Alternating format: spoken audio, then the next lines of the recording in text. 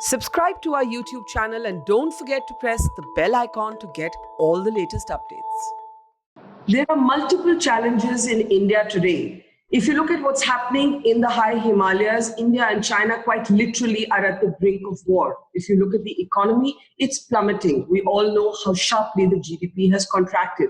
If you look at the education system, you will find something as gruesome as children in middle class and upper middle class homes finding themselves locked out of online classes because their parents have not been able to pay the fees. That's how grave the economic situation is.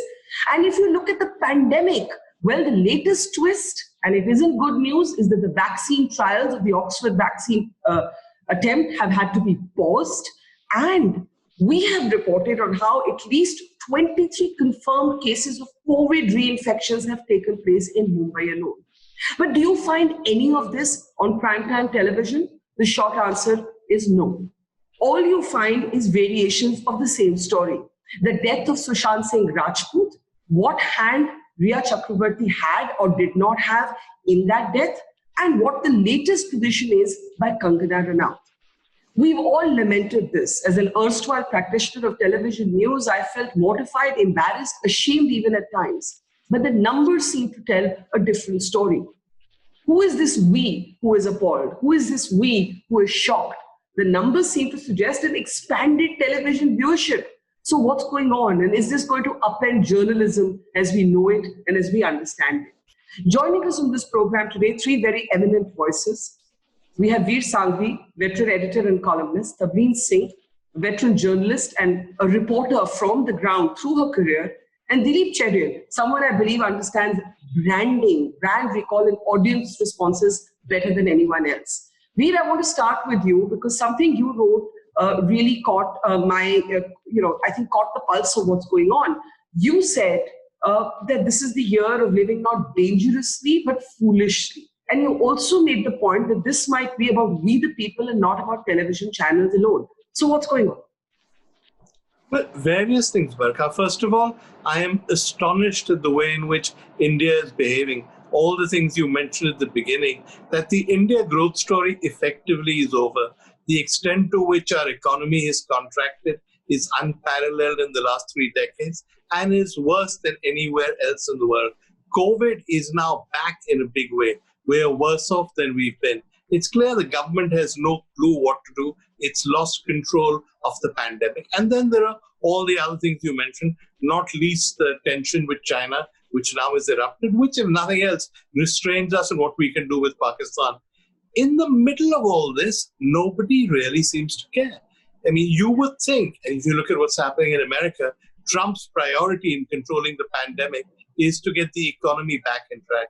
Here, the economy has gone to the toilet and nobody even seems to notice. It's going to affect you, it's going to affect me.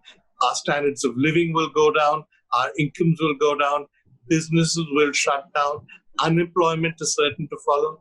And yet, like sort of ancient Romans distracted by gladiatorial sport arranged by the Caesars, we sit and cheer along this battle between Kangana Ranaut and Uddhav Thackeray, the battle between the government and Sushant Singh Rajput's ex-girlfriend. We act as though this kind of gladiatorial sport is all that mentions, even as our country effectively goes down the drain. What explains it? Is it that we are fatigued of bad news? That could be one explanation. Is it that our attention spans are shrinking? Is it that we are just bored because so many of us have been locked in for so long? And even if all of this were true, does that exonerate what channels are doing? Because, it's one thing to go and, well, let's say read a film magazine or a tabloid newspaper while we're getting our nails painted or our hair cut or, whatever, when we're relaxing. But that's not what is expected of journalism, or am I sounding too hoity-toity? But let's ignore the business of why it's happening, because frankly, I don't know why it's happening. It's probably many of the factors you mentioned, including COVID fatigue, etc. But on the business of journalism, which was the last part of your question, I think we are now in a situation where we've created a new kind of television. It's pitched somewhere between news and entertainment. It uses in many ways the terminology of news, but what it really is entertainment. The idiom is no longer the idiom of news. It's the idiom of entertainment, of reality shows. It's our version of keeping up with the Kardashians or whatever. Because we still misguidedly think of it as news, we say how well it's doing. But if you were to actually look at the ratings of these shows and compare them to entertainment channels, they're not really doing that well. It's only when you compare them to news that they seem successful. Compared to entertainment, it's shoddily produced, cheap entertainment for the masses. But here's then the mystery question.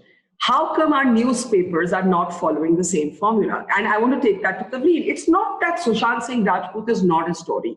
It's not that Kangana Ranaut getting, sort of high-level security at taxpayers' expense is not a story. It's not that the Shiv Sena completely foolishly and indefensibly going and demolishing suddenly in the middle of all this, her so-called illegal construction is not a story. But is it a first-page story? Is it a headline story? Does it deserve the saturation coverage?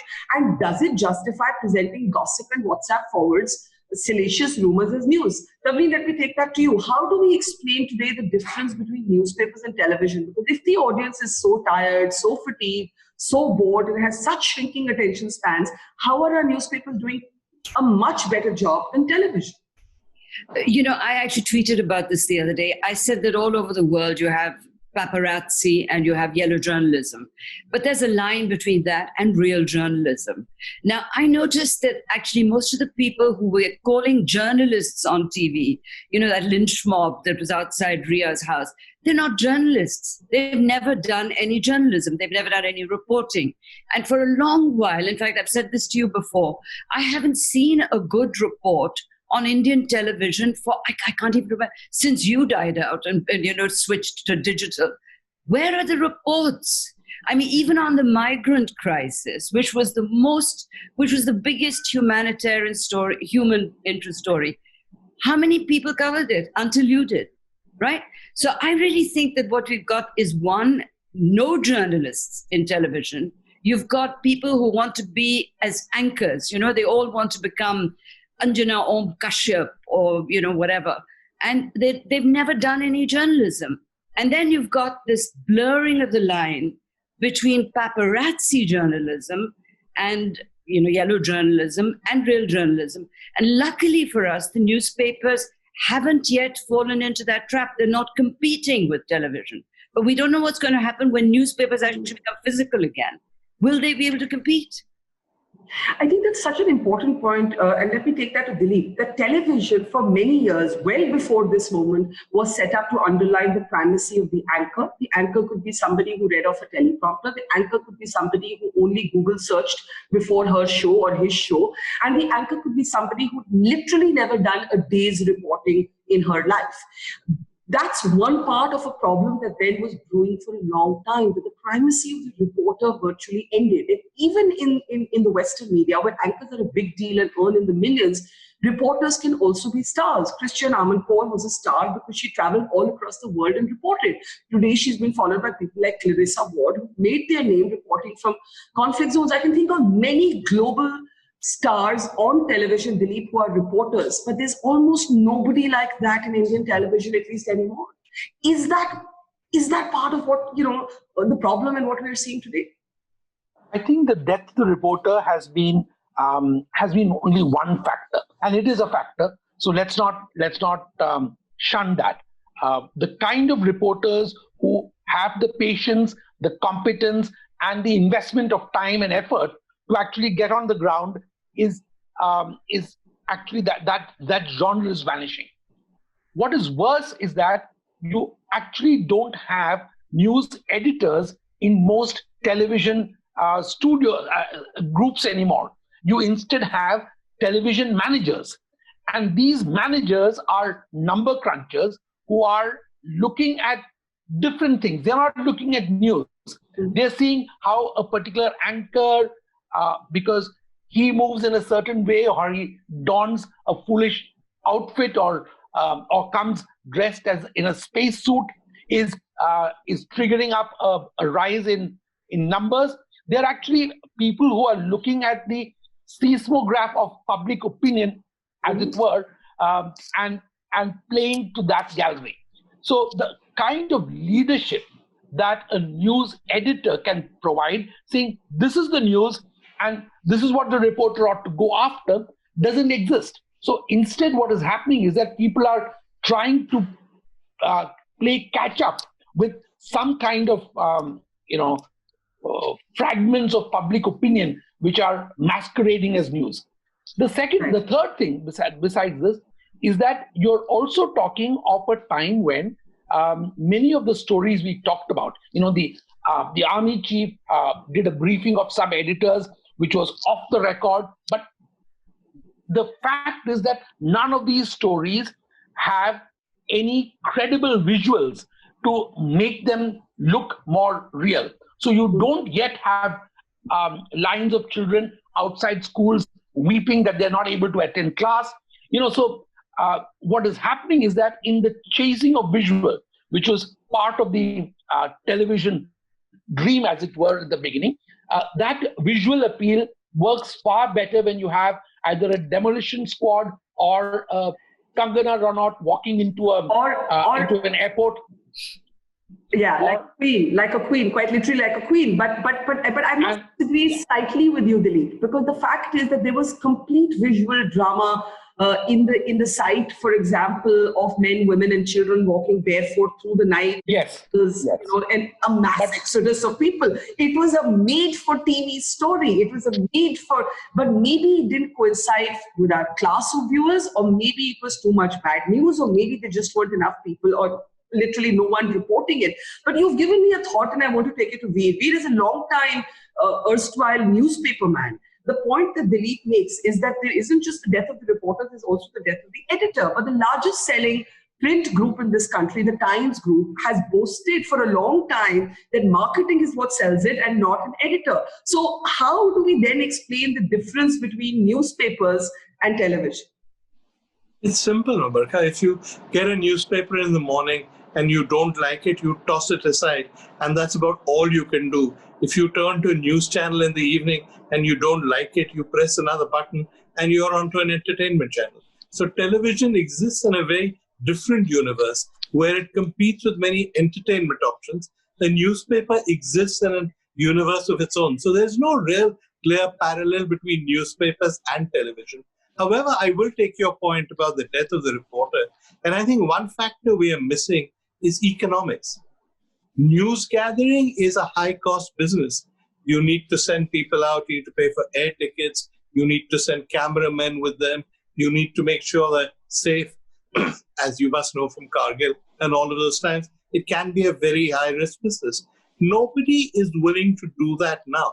What we have is the cheapest form of television. An anchor sits behind a very hard-working desk. And in the old days, you paid for OB vans or whatever. Now with technology, you don't even do that. People call in on Zoom or something like that, or WebEx or whatever.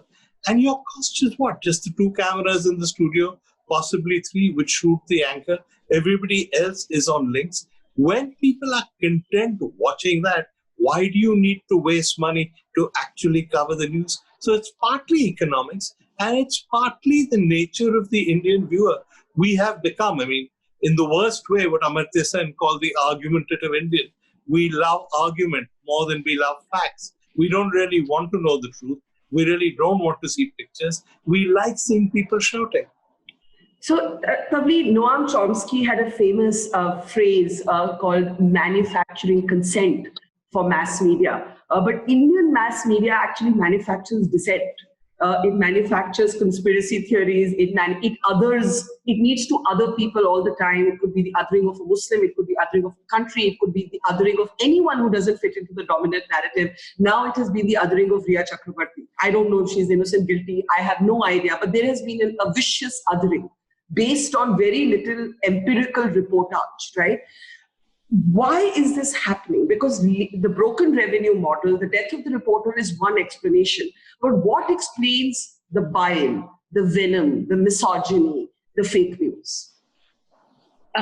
I think that the Rhea Chakraborty story is a very serious moment in the death of Indian journalism, to tell you the truth. And I don't know how it can be dealt with, because we didn't see journalists cover the story. We saw anchors demanding that she be arrested. I mean, if major anchors hadn't said, please go for her, arrest her, or aaj arrest hone wali hai, all that kind of thing, you wouldn't have had three of the biggest investigative agencies of the government of India, not Maharashtra, the government of India, go after this one woman. And I think that lynch mob thing has been generated by a certain channel that I don't want to name, which unfortunately became very popular, and everyone's trying to compete with that channel. So some perfectly reasonable anchors in another time have now started shrieking. And, I actually can't watch television news in India. I go between CNN and the BBC, where there's a calm. Even when there's a terrible story, there's a calm. Here, they're competing with that one channel. And I'm very sorry to say it, that is yellow journalism. That channel is a lynch mob channel. It started with Shashi Tharoor, do you remember? When they tried to pin on the murder, right? And the Delhi High Court actually has a diktat to he who cannot be named today, saying that the anchor cannot run a parallel media trial. But Dilip, the fact of the matter is that Tavleen is alluding to Republic, and much as I loathe what is actually practiced on its screens, it is the highest rated channel in the genre of both English and Hindi news consumption. Now we know that television rating points can be gamed. We know certain cities, certain audiences have more weightage, but there is no doubt that the sort of tabloidization of mainstream media is absolutely complete. And if it was just tabloid content, I think it would not be so dangerous. But what we're actually seeing here is that you can create murder where there's possibly suicide, that you dismiss issues as serious as a bipolar disorder and pretend that it just doesn't exist. That women can call each other names, and it is perfectly now acceptable language. So in a way, mainstream media has become like social media. Mainstream media on television has become like your WhatsApp forwards and your Twitter trolls. There's virtually no difference. The thing that explains it is the Indo-Gangetic plain. The fact that you have the vast population of this country somewhere between eastern UP and Bihar, which is volatile at the moment because it's going to election, and eastern UP, all being driven to believe that there is a great defender of the faith who is the defender of their rights. Sushant Singh representing the victim in this case. So that tale of victimhood, which is the real life of most of the people on these plains, is part of the reason why this story has appeal. It has been made to become a symbol of their subjugation by first the Bollywood mafia, then by a drug mafia. So the idea was that by creating this othering, as you said, what you've done is the smothering of fact. And unfortunately, what's happened is that what has resulted is what you're seeing today on television. Now, to come to the point which you mentioned about numbers, the fact is that the TRP meters and the ways of measuring what are, as I said, the seismograph of news is causing a lot of the confusion, and therefore the Me Too behavior of a lot of other channels who want to follow that because they believe that their graphs will similarly rise. Now, let me give you a little insider tip. The insider tip is that as these channels are getting into a kind of follow-on toxicity, advertisers are getting worried. It is not yet going to become visible yet, but what is happening is that smart advertisers are saying that, do I want to sell toffees, ice cream, or cars on a medium which is actually spewing venom, even if it has numbers? Because if you're a potential buyer of a television or a refrigerator, you are beginning to wonder whether, when seen in that atmosphere, the buying decision is triggered or not. So when I talk to people in the agencies and when I talk to clients who are actually responsible for buying space, you will find a change in the nature of the kind of advertiser. Of course, this does not take into account the fact that there is a huge set of powerful influencers who are backing some of these channels who are creating the noise. Okay, that if you leave that aside, if you look at the numbers game, the tonality game is going to play a different role from the pure numbers game. And don't forget that unfortunately most of these people also don't have the buying power for the kind of products who advertise. So 2-3 points on that. One is that as television viewership actually expanded in these last few months, advertising revenue contracted, but that has to do with the state of the economy and not necessarily any sort of ethical. No, it has to do also with the nature of television. Yeah. Okay, you are saying that. I want to take that to Vir and Tavleen. Vir, in the West, you see a kind of institutional progressive backlash that just doesn't seem to exist in India. For example, Uber, which as a company has been deconstructed for not always practicing ethical policies towards drivers, recently took out a series of advertisements in the United States of America saying, if you believe in racism, delete our app. That came after backlash from many, many progressive users who said, we simply won't use you because there's such a strong conversation around Black Lives Matter in the US.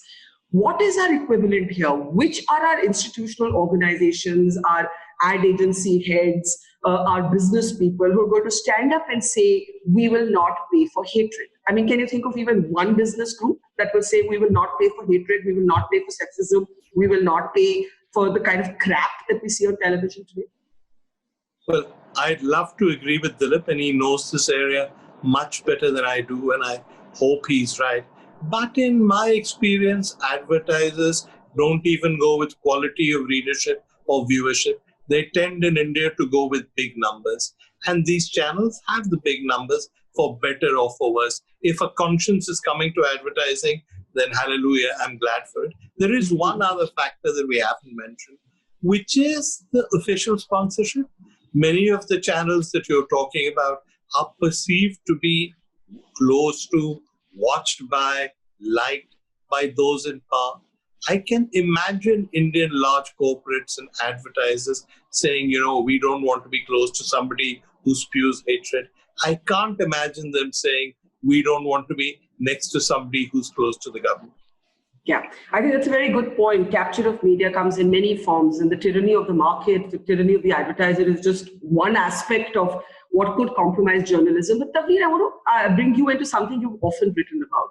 Culture wars. You've long been exasperated with the kind of dominance of a certain kind of cliched left, which you have found as dogmatic as perhaps the kind of extreme right wing that trolls you today. How much of what is playing out is a kind of reverse culture wars, where today there's a new dominant narrative? So, right, if it was a well-heeled NDTV back in the day, today it's an Arnab Goswami. If today there's a kabza of the Bollywood narrative by a Kangana Ranaut who will trend as a Himachal Pradesh ki beti, back in the day it would have been the Shabana Azmis and the Javed Akhtar. So, how much of this is a culture wars in reverse? Okay, you know that Narendra Modi hasn't just become prime minister.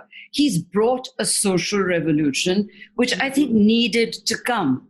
And, people who belonged to the old elite are pretty much irrelevant to this new thing. And it's good that it's happened. It's good that the middle class and the lower middle classes have found their voice. What is bad is there seems to be what Vir just talked about. Was it Vir? I think you said the official sponsorship of certain channels. Now, it's pretty clear that there are 2 or 3 television channels that are actually Doordarshan, that speak only for the government. So you can either support Kangana Ranaut or you can be on the side of it. It shouldn't be that way. What they did to Kangana is wrong. You can't just go in and start breaking up people's homes because they say something that you don't like. But that is what it's become. And you see the same faces on those channels that you hear on social media. And, I know because I'm so heavily trolled at the moment by the right, they actually consider me a leftist. I can't stand the left. But, it's this new elite that is just finding its feet. And to some extent, that's good. What is wrong is the misuse of the media for the agenda of that new elite by officials. Yeah. So, Dilip, why should officials care about this story beyond a point? Yes, it's the perfect distraction from everything that's going wrong. But I have met perfectly reasonable people in government who are also holding their heads, sometimes in amusement, sometimes in shock, because this is like a story that's gone rogue. I mean, there may have been a point up to which this suited the government, but tomorrow, even if the government has something good and decent to say, I'm not sure that it's going to find space, given the kind of saturation coverage. And do you locate it within the larger framework of the pushback against the old elites? Is that what's really going on here? It may be very woke of those people in government to say this, but unfortunately, they are not the government. The dog whistle that media is listening to doesn't come from any of the people who you and I, chat to or get to meet. So the dog whistle owners, as it were, are deciding the narrative, and the people who listen to that are the anchors we're talking about. So you are in a situation today where both large swaths of the government, the culture wars that Tavleen referred to, the hope that Vir talked about, all those are actually sideshows.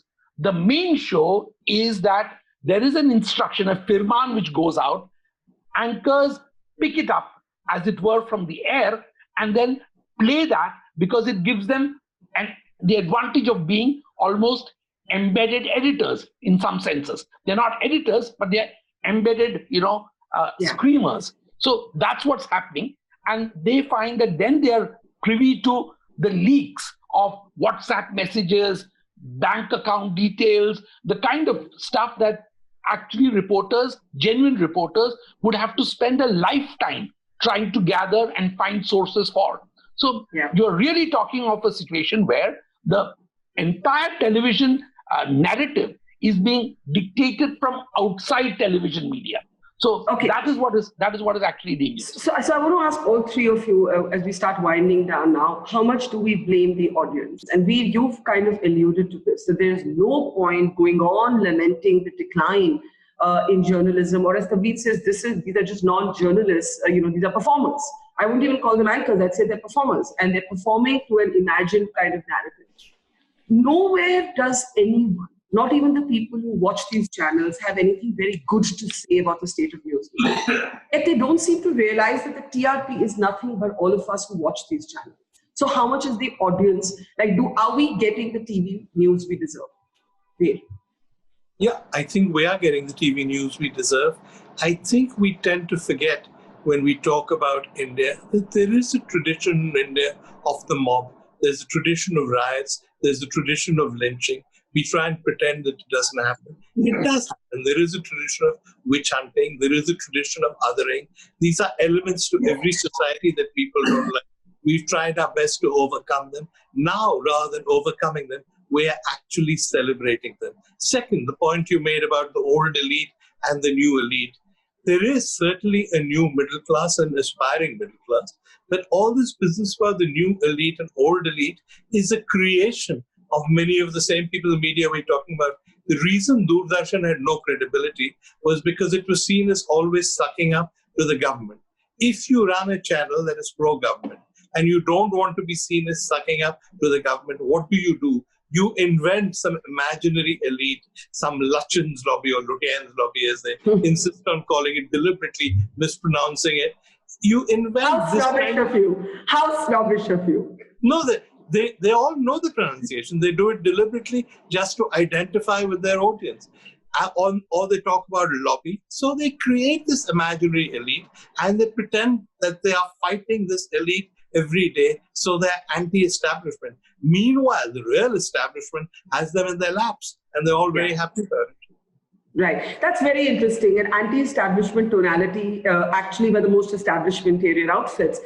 Tavleen, is the media mirroring the polarization of our politics, or is the politics reflected in the media? And I ask this because like you, sometimes I get attacked by the left of center, believe it or not, because I just don't fit into, all the boxes that they'd like to take. And I think that our journalism has been reduced to a kind of chamcha or morcha. So if you aren't a chamcha, you have to be an activist who thinks that everything that the government does is evil. And unless you stand up and say that, you're somehow a traitor for the progressives. So those are the camps that journalists are being expected to choose between today. Okay, I think something much more serious has happened, which we don't want to acknowledge as journalists, and that is the takeover of the media by the executive, right? And this dog whistle business that Dilip is talking about, let's admit it. It's been taken over in a way that it never has been before. I've been on the wrong side of every government that I can remember. I've never had those privileges that they keep accusing me of. And I regret to my dying day the fact that I invented that Latian thing. I should never have done it.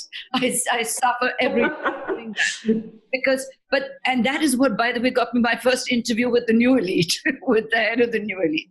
But the fact is that this takeover of the media is something that we as journalists need to discuss. And it is a takeover. I have seen anchors change their line after an interview with the Prime Minister or the Home Minister. I've seen whole channels change their line. So something much more insidious is going on, much uglier, and it reflects really a very, very dangerous moment that we are not addressing. Dilip, last word to you. I do have to close, and if Tavleen and Vir want to add briefly to it, please feel free. What is the future of television journalism? I think for a while more, we are going to be, shall we say, hostages to these performing fleas. And the browning off of the audience hasn't happened yet. The return of politics hasn't happened yet.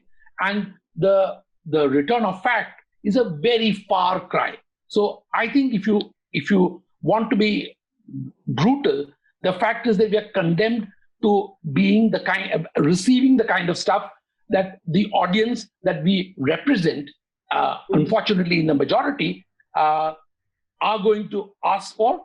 And, there's this brilliant book on caste, which an American author has just written.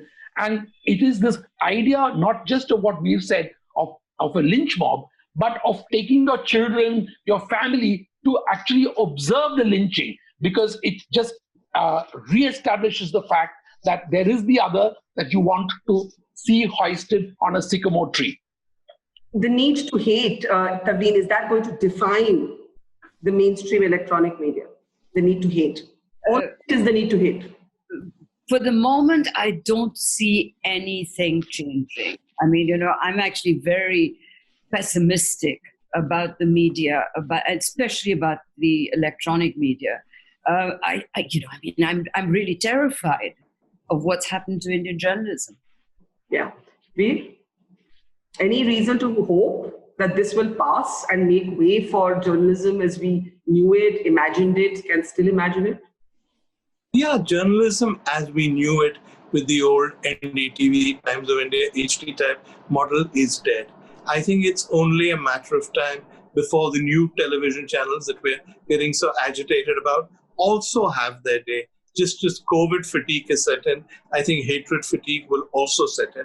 All over the world, television channels, news channels, and entertainment channels are on the skids. India cannot remain immune to that trend.